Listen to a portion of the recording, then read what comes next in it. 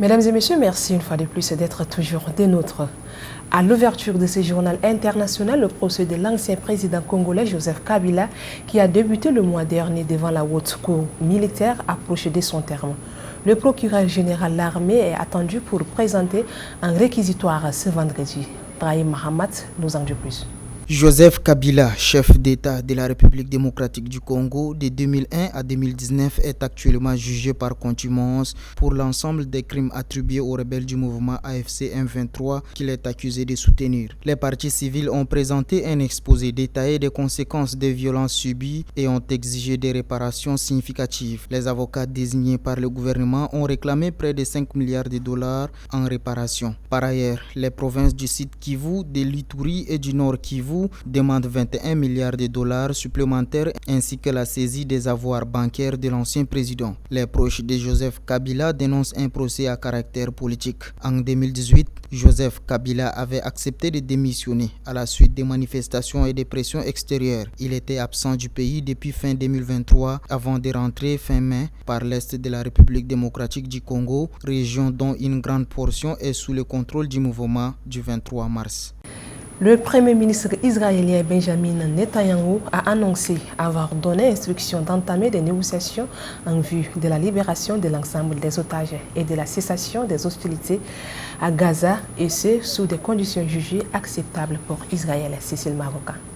Les déclarations du dirigeant israélien ont été capturées dans une vidéo jeudi avant une réunion de haut niveau sur la sécurité convoquée par Netanyahou avec les chefs militaires et les membres du gouvernement. Nous sommes actuellement en phase de prise de décision. Aujourd'hui, je me suis rendu dans la division de Gaza pour examiner et approuver les plans que l'armée israélienne, en collaboration avec le ministre de la Défense, a élaborés en vue de prendre le contrôle de la ville de Gaza et de neutraliser le Hamas. Je tiens à exprimer ma profonde gratitude envers les soldats réservistes ainsi que l'armée régulière pour leur engagement dans cet objectif primordial. Toutefois, le Premier ministre israélien n'a pas précisé à qui il avait donné l'ordre d'entamer immédiatement les négociations et a évité de faire référence au cadre actuel de la proposition qui prévoit un cessez-le-feu de 60 jours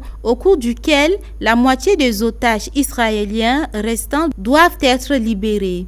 Dans le même temps, j'ai ordonné le début immédiat des négociations en vue de la libération de l'ensemble de nos otages et de la cessation du conflit selon des conditions acceptable pour Israël, a-t-il indiqué. Netanyahou a souligné qu'Israël traverse actuellement une période cruciale. Nous sommes une étape décisive, a-t-il déclaré, insistant sur le fait que la défaite du Hamas et la libération de tous les otages sont indissociables. C'est la première fois que Benjamin Netanyahou fait une déclaration publique concernant les négociations de cessez-le-feu à Gaza depuis que le Hamas a accepté au début de la semaine la dernière proposition des médiateurs qataris et égyptiens.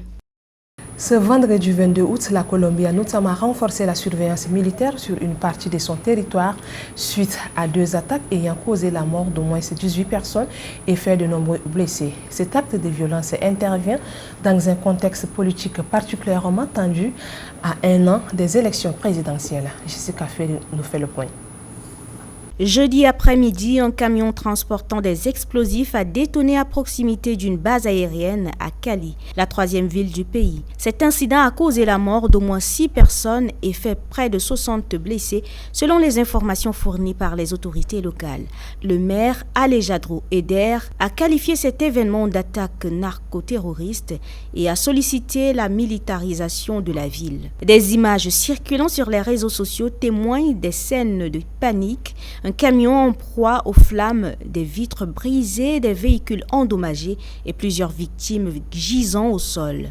Les écoles et les bâtiments adjacents ont dû être évacués. Le ministre de la Défense, Pedro Sanchez, a désigné l'état-major central, un groupe dissident de l'ancienne guérilla des FARC, comme étant responsable de ce qu'il qualifie d'attentats terroristes dirigés contre la population civile. Pour sa part, le président Gustavo Petro, ancien guerriero, considère que cette attaque constitue une réaction des rebelles aux opérations militaires menées dans les caillons du Mikaï, une région clé pour la culture de cacao. Il a également affirmé que le pays fait face à une mafia internationale composée de bandes armées. L'administration Trump a annoncé jeudi le lancement d'une vaste révision touchant plus de 55 millions de titulaires de visas américains en cours de validité. L'objectif de cette initiative est d'identifier d'éventuelles violations susceptibles de conduire à la révocation des visas et le cas échéant à une expulsion. Amina Lucien. D'après le département d'État, tous les titulaires de visas, y compris les terroristes, font l'objet d'une vérification continue. Cette démarche vise à identifier d'éventuels événements d'inéligibilité tels que le dépassement du séjour, des activités criminelles, des menaces à la sécurité publique ou des liens avec des organisations terroristes. Depuis son retour à la Maison-Blanche, Donald Trump a affiné sa politique migratoire, mettant l'accent sur les expulsions de migrants en situation irrégulière ainsi que sur celles des étudiants et des visiteurs étrangers. Cette nouvelle phase représente une extension significative du processus qui était jusqu'à présent axé sur des catégories spécifiques. Selon Julia Gillard, spécialiste en migration, police et institut, le chiffre mentionné inclut également des individus actuellement domiciliés en dehors des États-Unis, détenteurs de visas terroristes à entrée multiples. Elle s'interroge sur la pertinence d'une telle mobilisation de ressources pour des voyageurs qui pourraient ne pas revenir.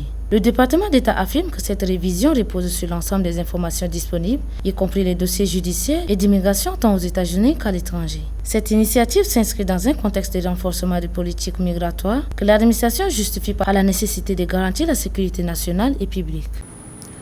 Les autorités kenyanes ont lancé une enquête sur important trafic de reins. Des patients aisés se rendent au Kenya afin de contourner les longues listes d'attente dans leur pays d'origine.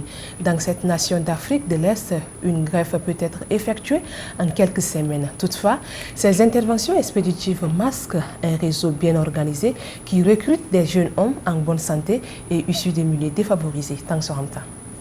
Depuis plus d'une décennie, le Kenya s'est progressivement affirmé comme un centre névralgique d'un réseau international de trafic d'organes. Des patients aisés originaires notamment d'Allemagne, de France, d'Israël ou de Russie se rendent dans le pays afin de contourner les longues listes d'attente pour les greffes de reins dans leur propre pays. Certains d'entre eux n'hésitent pas à débourser jusqu'à 200 000 € pour une intervention qu'ils associent parfois à un safari de luxe, transformant ainsi une démarche médicale urgente en une expérience haute de gamme. Au centre de ce commerce opaque se trouve un hôpital actuellement sous suspension accusé d'avoir réalisé des opérations illégales. Dans son sillage, un réseau de courtiers s'attaque à des jeunes hommes kenyans en état de grande précarité. En échange de leurs reins, ces donneurs perçoivent souvent seulement 1 500 €, une somme dérisoire par rapport au montant perçu. De plus, de nombreux donateurs acceptent sans être pleinement conscients des risques sanitaires graves et durables auxquels ils s'exposent. Une enquête met en lumière les mécanismes sous-jacents de ce trafic en recueillant les témoignages des victimes,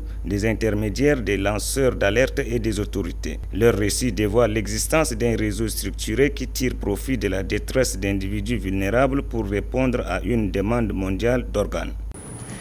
Mesdames et messieurs, c'est ici que prend fin à ce journal international et merci à vous de l'avoir suivi. À très bientôt.